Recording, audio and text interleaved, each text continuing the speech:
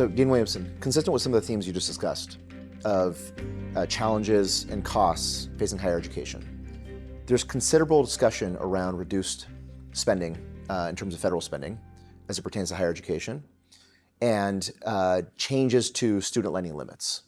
How are we here at the Mirage School attacking some of these issues?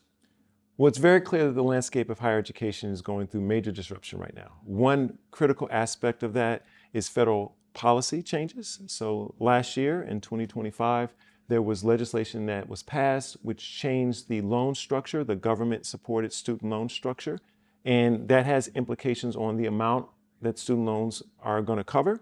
And there are concerns that will create a financial vulnerability for several students who previously relied on a larger amount of federal support for them to be able to attain a university education.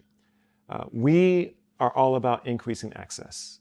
So if you go back to our mission, increase access to a world-class education. If that's our goal, then we have to acknowledge that those changes are going to probably have an impact on what we're trying to achieve. And it's not just about making sure we have great, talented individuals, it's also making sure those individuals have the resources needed to thrive in this experience.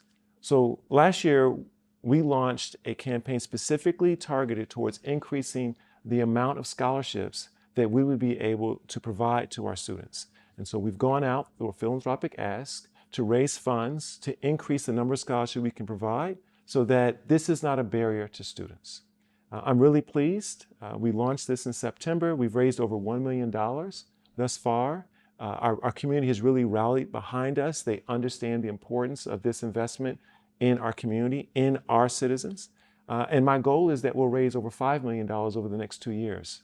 And so we will obviously observe and see how the landscape continues to evolve. But I just go back to basics, increase access.